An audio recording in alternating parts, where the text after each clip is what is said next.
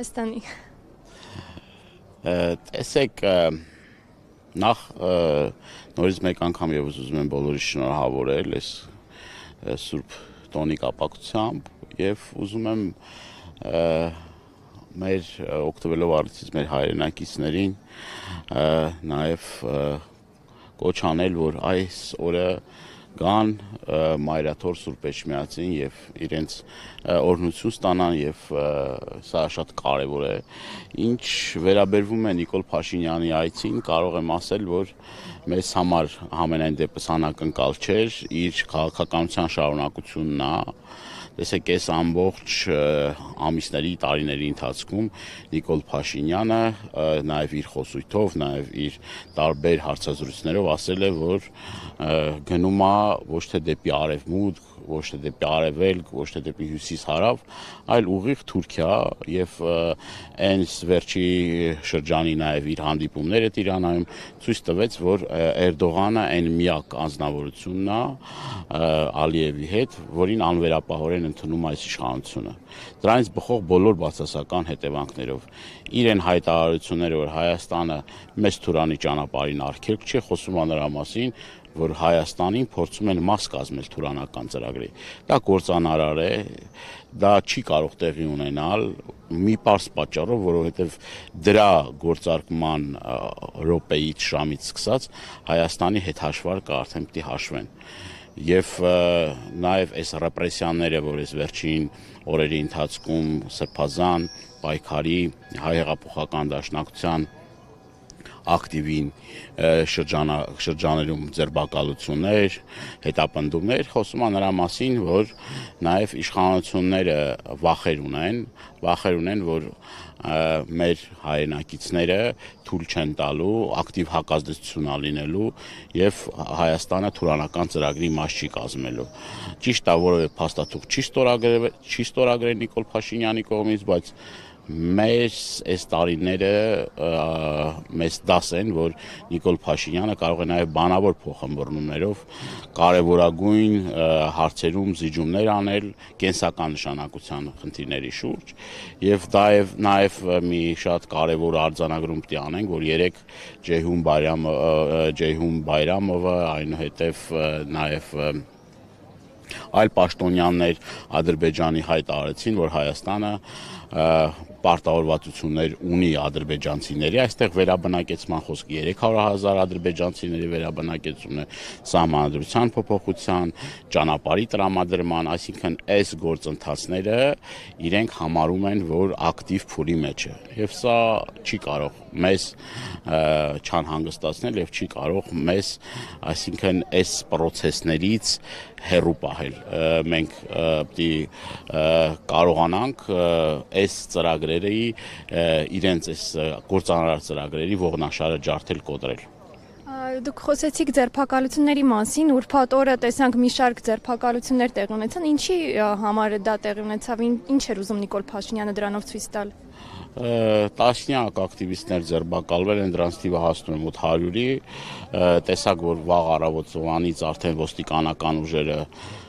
կենտրոնում էին, արդեն հանրապետության հրապարակում էին եւ ինքը հասկանում է, որ այլևս ինչքան էլ բռնաճնշումներ գործադրի, ինչքան էլ բիրտուշ կիրառի, այլևս հնարավոր չի լինելու կասեցնել այն ըմբոստությունը, այն հակազդեցությունը, որ կա հայ ժողովրդի կողմից։ Ցանկացած քայլի դեպքում ժողովուրդը դուրս է գալու փողոցները եւ վռնդելու այս իշխանություններին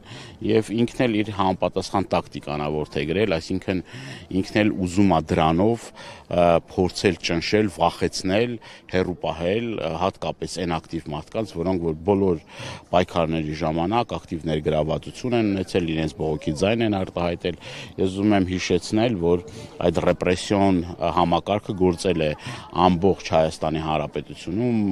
մարզերում, քաղաքներում, գյուղերում եւ նաեւ մայրաքաղաք Երևանում ամեն դեպքում նաեւ իրեն են զեկուցել Նիկոլ Փաշինյանին, որ ցանկացած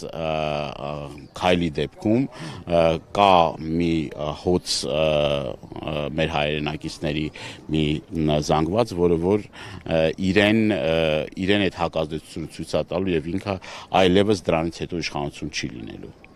Նիկոլ Փաշինյանը շարունակ հայհոյում է սրբազաններին, վեհափառին, ասում է, որ պետք է նոր ընտրություններ լինեն կաթողիկոսի։ Որն է սրա վերջնակետը, ինչ է ուզում Նիկոլ Փաշինյանը սրանով։ Թուրքական պահանջ է, այդ էլ ադրբեջանական պահանջ է։ Դուք տեսնում եք սինխրոն այն արտահայտությունները, որ հնչում են Ալաշուքյուր Փաշազադեի կողմից, թիրախավորելով մայրաթորը եւ նաեւ հայ հոգեվորական դասին, եւ դրանից հետո նույն խոսույթով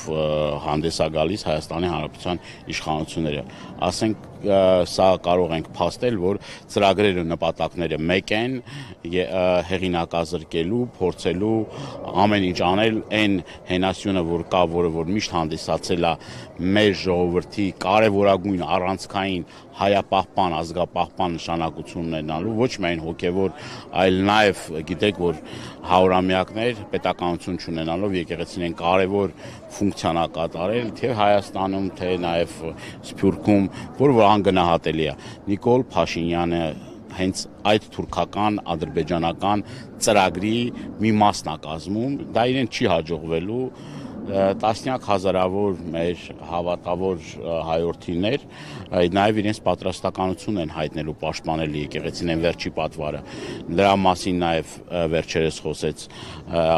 ազգային բարերար Սամվել Կարապետյանը, այնուհետև իր նկատմամբ տեղի ունեցան այդ բռնաճնշումները, հետապնդումը, կալանավորում, ձերբակալությունը եւ ես համոզված եմ, նորից եմ կրկնում, որ դա մնալու է իր կոկորտում, ինքը այս պատերազմը, որ հայտարարել է, իր վերջին այսպես ասած ճակատամարտ ինքը տանուլ է տալու, որովհետեւ մեր ինքնության պահպանության գործում համոզված եմ, որ շատ մարդիկ ոչ միայն հասարակ մեր քաղաքացիները, այլ նաև թե մտավորականները, թե ուրեմն բարեգործները, թե տարբեր շրջանակների մարդիկ նորից եմ կրկնում, ի պաշտպանություն եկեղեցու կանգնելու են։ Դա մեր սուրբ պարտականությունն է։ Մենք այլ ընտրանք չունենք, դրա մասին նաև գիտի իշխող ուժը։ Ես եմ շնորհակալ։